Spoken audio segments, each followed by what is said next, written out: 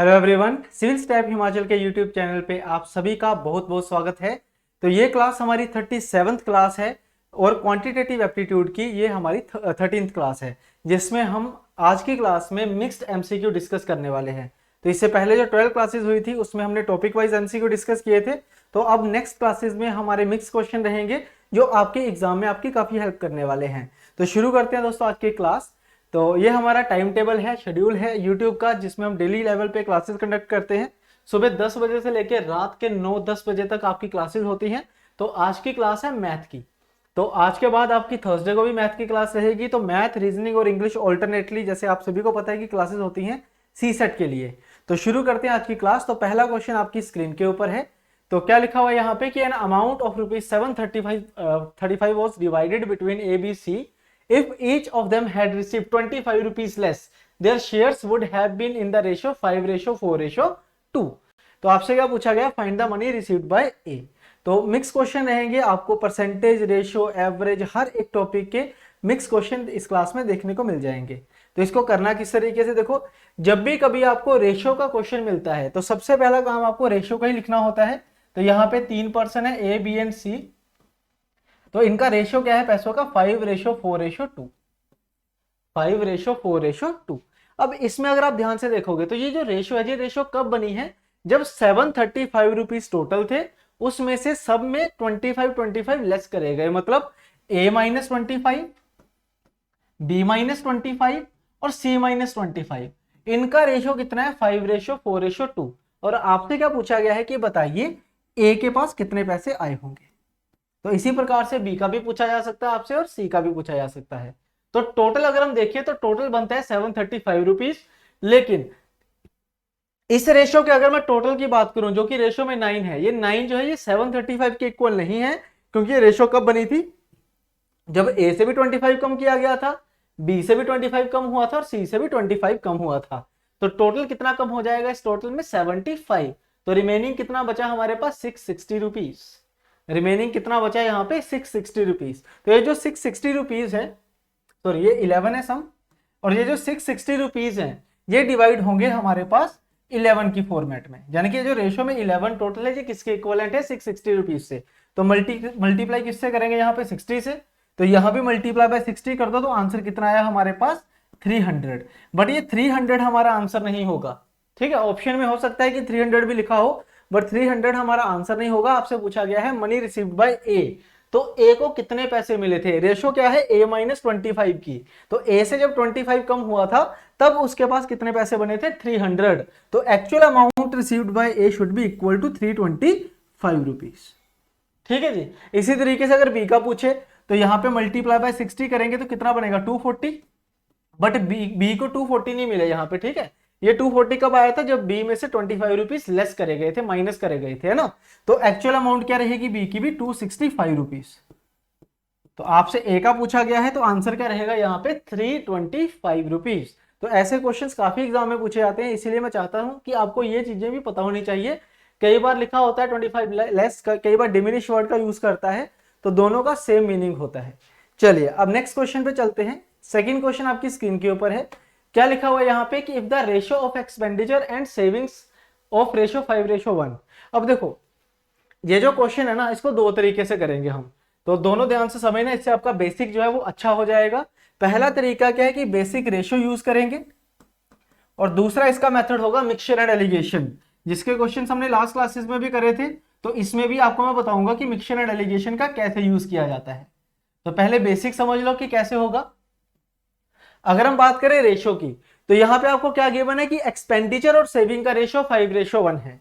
तो एक्सपेंडिचर और सेविंग की अगर हम बात करें, रेशियो 5:1 गिवन था। And we all know that कि एक्सपेंडिचर प्लस सेविंग्स, अगर आप एक्सपेंडिचर और सेविंग को ऐड कर देते हो तो इट बिकम्स इनकम। इनकम क्या होता है हमारे पास? एक्सपेंडिचर प्लस हमारी सेविंग, जो कि रेशियो के फॉर्मेट में कितना हो जाएगा? 6 हो जाएगा। ठीक है, अब नेक्स्ट जो क्वेश्चन ने लिखा हुआ है बस वही हम फॉलो करेंगे। अब क्या बोला है उसने कि if the income is increased bye 25%, income को मुझे 25% इंक्रीज करना है।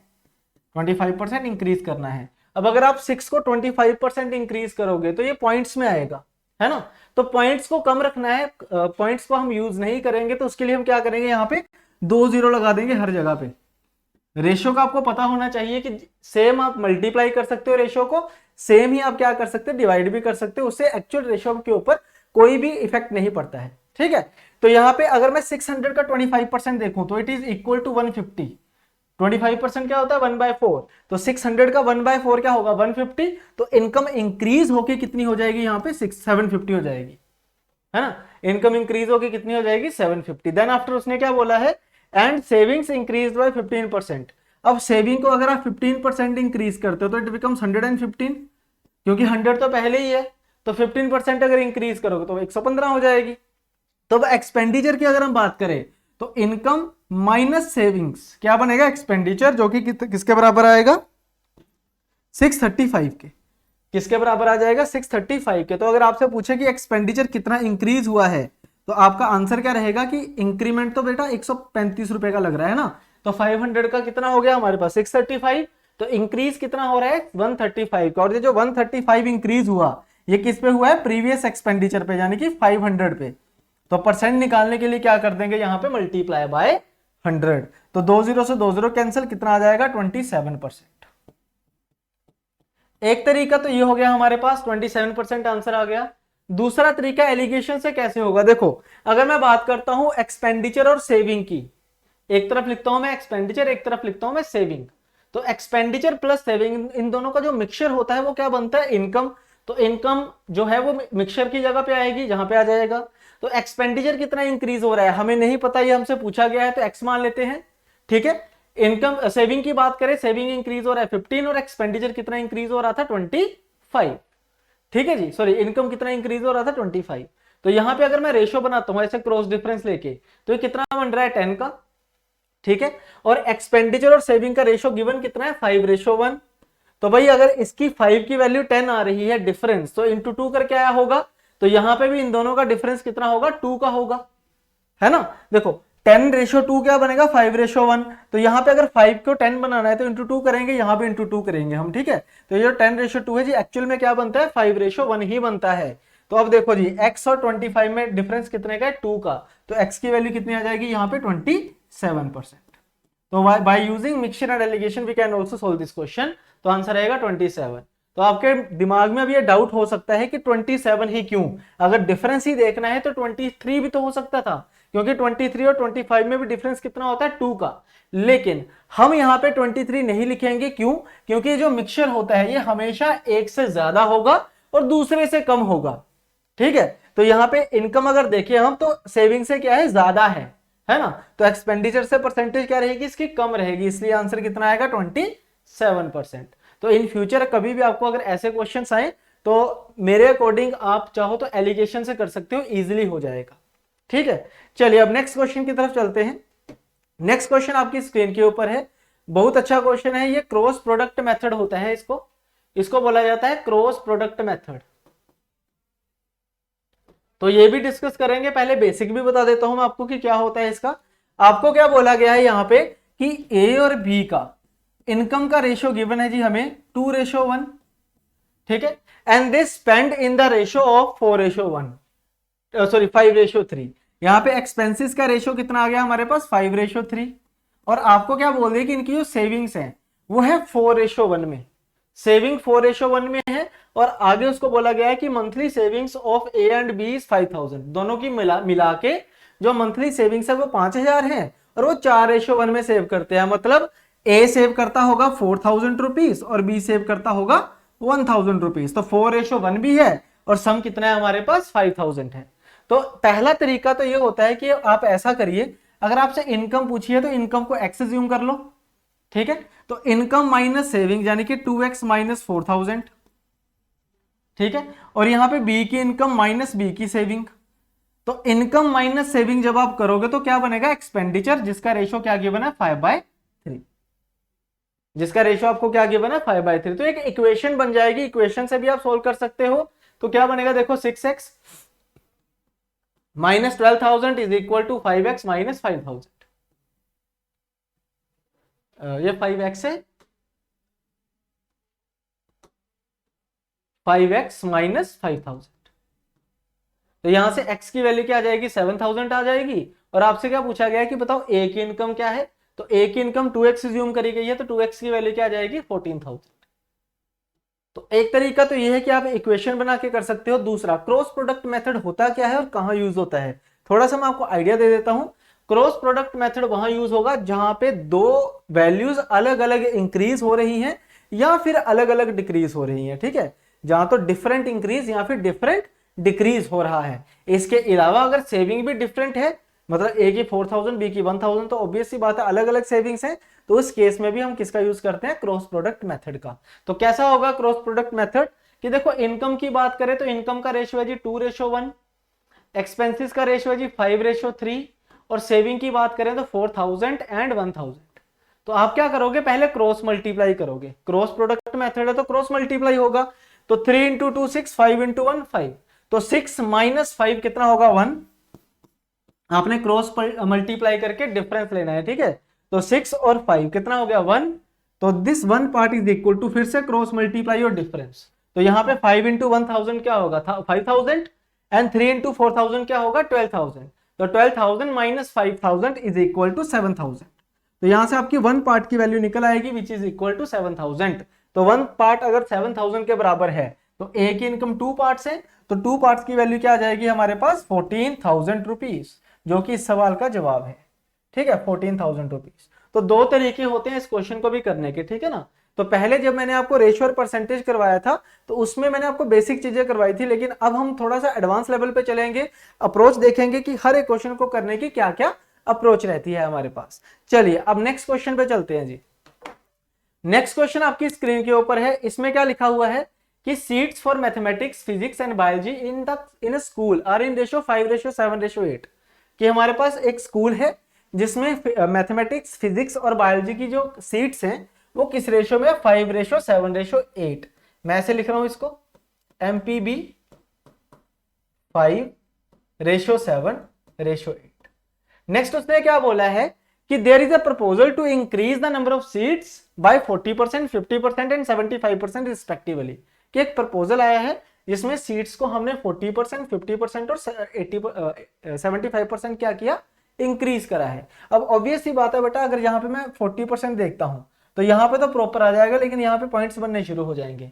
तो कोशिश यही रहनी चाहिए कि पॉइंट्स ना आए, जैसे पिछले क्वेश्चन में भी था। तो आप चाहो तो 0 का यूज कर सकते हो, अगर नहीं भी करोगे तो वैसे कोई फर्क नहीं पड़ेगा इस क्वेश्चन में, क्योंकि ज्यादा पॉइंट्स नहीं आएंगे। बट स्टिल कैलकुलेशन को आसान बनाने रखने के लिए हम इस तरीके से करेंगे। तो देखो जी, अगर मैं इसका 40% देखता हूं तो 40% कितना होगा जी, इसका 10% 4 है 5 है, तो 40% कितना हो जाएगा 20। तो नई सीट्स कितनी हो जाएगी 20 इंक्रीज होंगी, ठीक है। नई सीट्स कितनी हो जाएंगी 20। आपसे क्या पूछा गया what will be the ratio of the increased seats, तो इंक्रीज सीट्स कितनी हो जाएंगी यहाँ पे 70, मतलब मैथ में अब 70 सीटें हैं। ऐसे अगर मैं बात करता हूँ फिजिक्स की, तो फिजिक्स में 50% इंक्रीज हुए हैं, तो 50% मतलब 35 इंक्रीज हुए होंगे, तो नई सीट्स रही होंगी 105। उसी तरीके से अगर मैं बी की बात करता हूँ, बायोलॉजी की बात करता हूँ, तो इसमें 75% इंक्रीज हुई हैं सीटें। तो बेटा 75% यानी कि 3/4, 3/4 अगर आप देखोगे तो 60 बनेगा, तो सीट्स कितनी हो जाएंगी 140। अब यहाँ पे आप सोल्व कर सकते हो, आप 5 का टेबल यूज करिए पहले। तो 14, यहाँ पे 5 का करोगे 21, यहाँ पे 5 का करोगे तो 28, ठीक है। तो क्या रेशो बनेगी हमारे पास 14:21:28। तो इसका जो आंसर रहेगा वो रहेगा नन ऑफ दिस। इसका आंसर क्या रहेगा हमारे पास नन ऑफ दिस। वैसे नन ऑफ दिस नहीं होगा, ये 7 से भी कैंसिल हो रहा है, 7 into 2, 7 into 3 and 7 into 4 option है वैसे, हाँ बिल्कुल है जी। तो नन ऑफ दिस नहीं होगा, 2:3:4 हो जाएगा। तो रेशियो लीस्ट फॉर्म तक लेके आना है तो आंसर निकल ही आएगा, अदरवाइज नन ऑफ दिस रहेगा, ठीक है। चलिए अब नेक्स्ट क्वेश्चन देखिए। नेक्स्ट क्वेश्चन जो है ये परसेंटेज का क्वेश्चन है भाई। परसेंटेज की एक टाइप होती है ये एग्जाम बेस्ड क्वेश्चंस, ठीक है। एग्जाम बेस्ड क्वेश्चंस होते हैं या मार्क्स बेस्ड क्वेश्चन कह सकते हैं आप इसको। तो इसमें क्या लिखा हुआ है कि Atul score 30% marks in an examination and failed by 40 marks. कि एक अतुल एक स्टूडेंट है जिसके क्या हुए 30% मार्क्स आए हैं और वो फेल होता है बाय 40 मार्क्स। तो मैंने ऐसे लिख दिया, ठीक है। ऐसे अगर बी की बात करें या सेकंड पर्सन की बात करें सुनील की, तो सुनील क्या करता है, उसके 42 मार्क्स आते हैं, 42% मार्क्स आते हैं और वो पास हो जाता है बाय 32 मार्क्स, पास बाय 32 मार्क्स। ठीक है, अब नेक्स्ट देखो जी, अब यहाँ पे अगर मैं डिफरेंस देखता हूं तो 30% और 42% में डिफरेंस कितना है, 12% का। तो इसके मार्क्स में अगर डिफरेंस देखें, जब भी कभी दो परसेंटेज वैल्यूज एक साथ गिवन हो तो डिफरेंस लो हमेशा निकल जाएगा। तो डिफरेंस अगर 12% का यहाँ पे आ रहा है तो यहाँ डिफरेंस कितना होगा, एक पर्सन 40 मार्क्स से फेल हुआ और एक 32 मार्क्स से पास हुआ, तो जो डिफरेंस ऑफ मार्क्स होगा इट शुड बी 72, क्योंकि एक के पासिंग मार्क्स से कम नंबर है, एक के ज्यादा है, तो डिफरेंस आएगा ऐड करके, और 40 प्लस 32 कितना होगा, 72 होगा। तो यहां से 1% की वैल्यू निकाल लेंगे विच इज इक्वल टू 6, और टोटल मार्क्स 100% कितने हो जाएंगे यहाँ पे, 600 मार्क्स। तो आपसे मैक्सिमम मार्क्स ही पूछा हुआ है, तो मैक्सिमम मार्क्स क्या होता है, टोटल मार्क्स, जो कि परसेंटेज में हमेशा क्या होते हैं, 100%। तो यहाँ पे 100% की वैल्यू कितनी आ जाएगी हमारे पास, 600। तो आई होप ये वाला क्वेश्चन भी आप सभी को अच्छे तरीके से समझ आ गया होगा। ठीक है, चलिए अब नेक्स्ट क्वेश्चन पे चलते हैं। नेक्स्ट क्वेश्चन देखिए आपकी स्क्रीन के ऊपर है। This question is based on Venn diagram.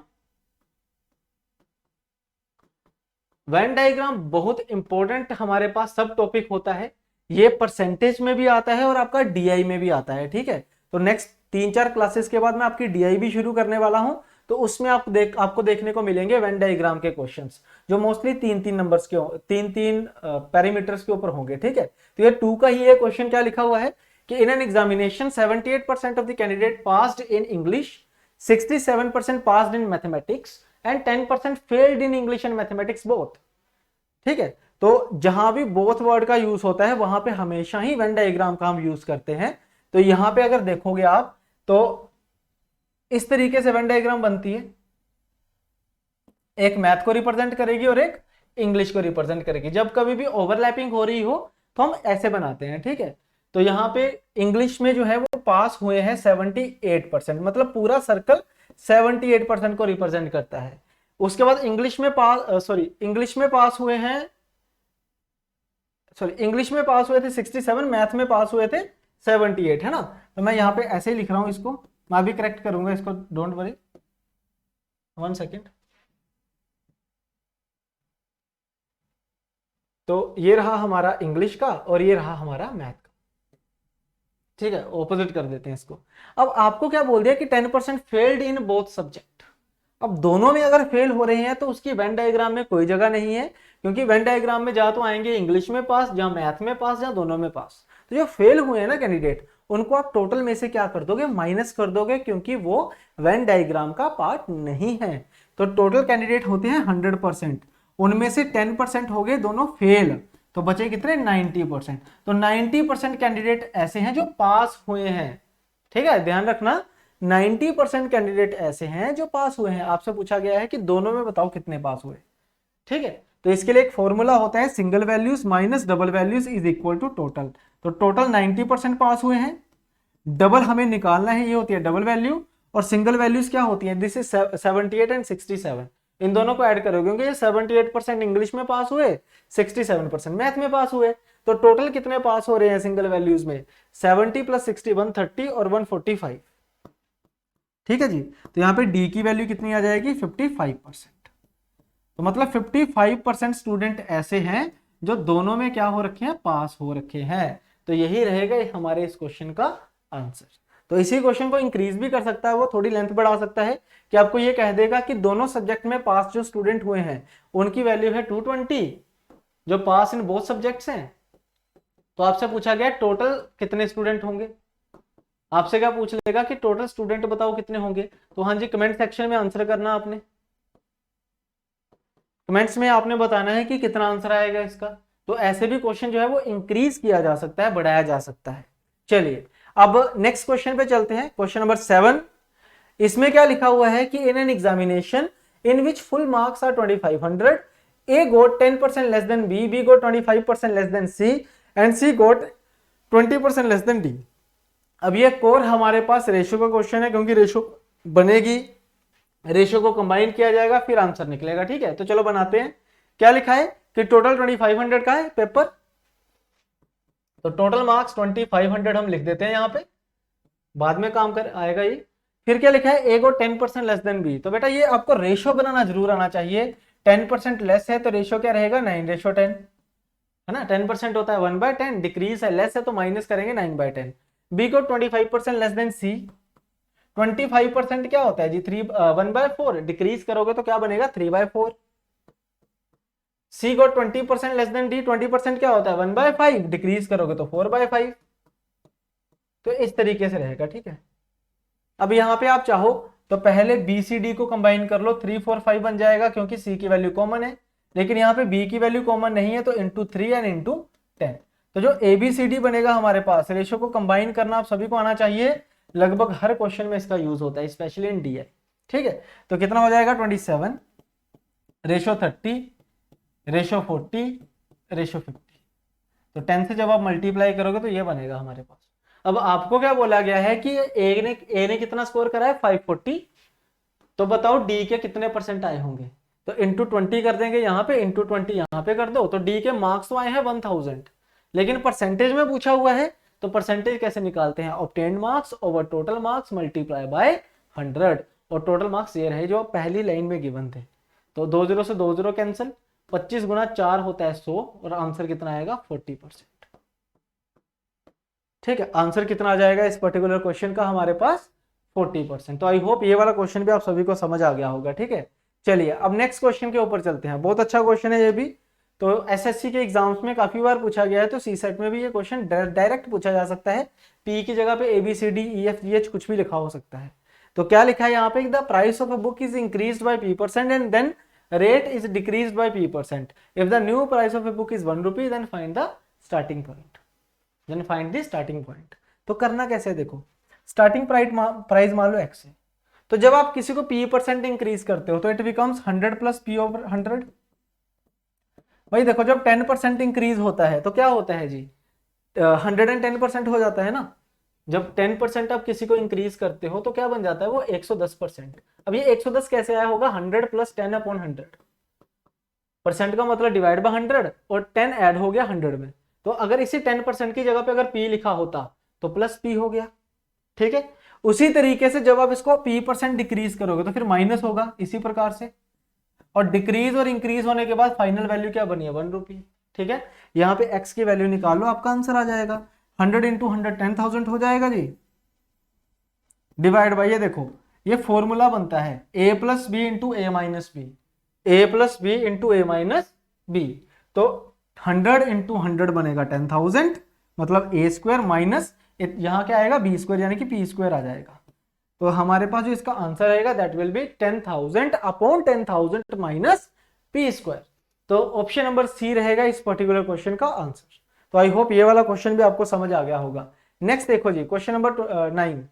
अब ये क्वेश्चन है बेटा वेन डायग्राम का, जो अभी हम करके हटे थे। तो कमेंट सेक्शन में सबने आंसर करना है, कमेंट्स में सबने आंसर करना है कि कितना आंसर आएगा इसका, ठीक है। अब नेक्स्ट क्लास से मैं क्या करूंगा, लेवल को इंक्रीज करना शुरू कर दूंगा। तो मेक श्योर दैट कि अच्छे से आपने एक बार रिवीजन कर ली होगी सारे टॉपिक्स की, क्योंकि नेक्स्ट जो क्लास होने वाली है उसमें काफी हाई लेवल आने वाला है। इसमें मैंने अभी इजी टू मॉडरेट ही रखा है, लेकिन अब नेक्स्ट क्लास में जो मिक्स्ड एमसीक्यू होंगे उनका लेवल मैं इंक्रीज करूंगा, ठीक है जी। चलिए अब नेक्स्ट देखो जी, इसमें क्या है, a man purchase 2 fans for 2160। he sells the first fan at 15% profit and second fan at 9% loss. If overall he had no profit no loss, then find the cost price of each fan. अब इसमें क्या बोला उसने कि भाई 2160 रुपए के 2 fan purchase करे हैं। CP1 प्लस CP2 कितना है 2160। नेक्स्ट उसने क्या बोल दिया कि पहला फैन उसने 15% प्रॉफिट पे बेचा, दूसरा 9% लॉस पे, और ओवरऑल क्या हुआ नो प्रॉफिट नो लॉस। अब overall no profit no loss कब होता है, जब पहले पे जितना प्रॉफिट है दूसरे पे उतना ही लॉस हो जाए, है ना। तो पहले पे बेटा 15% का प्रॉफिट था, तो 15% किसका होगा cost price of first article, और दूसरे पे क्या है 9% का लॉस, तो 9% होगा जी सेकंड आर्टिकल का। और ये दोनों क्या होने चाहिए बराबर, तब होगा नो प्रॉफिट नो लॉस, ठीक है। तो यहाँ पे क्या होगा CP1 और CP2 का रेशो निकल आएगा। रेशो कैसे बनाते हैं, जब भी दो वैल्यूज बराबर हो रेशो हमेशा उल्टा हो जाता है, मतलब 9 इधर आ जाएगा 15 इधर चला जाएगा, तो 3:5। तो सम करेंगे तो 8 आएगा, यही चीज वैल्यू में 2160 है, तो इंटू किससे होगा 8 गुना 2 हो गया 16, 5 270 से। तो पहला आर्टिकल होगा हमारा 810 रुपीज का, दूसरा आर्टिकल हो जाएगा 1350 रुपए का।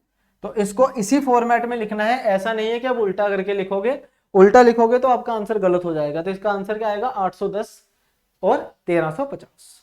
ठीक है जी। अब नेक्स्ट क्वेश्चन देखो जी, प्रॉफिट एंड लॉस का बेसिक क्वेश्चन है, ये भी आपका होमवर्क है, क्योंकि हर क्लास में मैं आपको पता है कि मैं कुछ ना कुछ होमवर्क जरूर देता हूं और आपने करना जरूर है ये सारे क्वेश्चन, ठीक है ना, आपकी खुद की प्रैक्टिस के लिए है। ये सेकंड क्वेश्चन ये भी आपका होमवर्क रहेगा, ठीक है, और ये थर्ड क्वेश्चन ये भी आपका होमवर्क रहेगा। तो 3 क्वेश्चन आपको मैंने होमवर्क दिए हैं, कमेंट सेक्शन में सबने आंसर करना है। तो ये 12 क्वेश्चन है, वीडियो को पॉज करके आंसर देना आपने, ठीक है, और ये 13th क्वेश्चन है। क्लियर। अब नेक्स्ट क्लास जो होने वाली है हमारे पास वो काफी इंपॉर्टेंट होने वाली है, क्योंकि बिल्कुल एग्जाम ओरिएंटेड क्वेश्चन ही हम इसमें डिस्कस करेंगे। हो सकता है कि क्वेश्चन थोड़े से लेंथी हो, लेकिन अगर हम बात करें एग्जाम की तो एग्जाम का लेवल भी तो इंक्रीज हो रहा है ना अब, तो क्वेश्चंस भी मुश्किल होंगे, टाइम भी लगेगा उनको निकालने के लिए, और उसके लिए आपके बेसिक कंसेप्ट थोड़े अच्छे भी होने चाहिए। तो आपने अच्छे तरीके से प्रिपरेशन करनी है, अपना जो भी आपने अभी तक पढ़ा है उसको अच्छे से पढ़ के आना है, ताकि नेक्स्ट क्लास में बढ़िया परफॉर्म कर पाओ। तो इसी के साथ मैं क्लास खत्म कर रहा हूं। अगर क्लास अच्छी लगी है तो वीडियो को लाइक, शेयर और सब्सक्राइब करना चैनल को ना भूलें। मिलते हैं जी नेक्स्ट सेशन में। Thank you very much.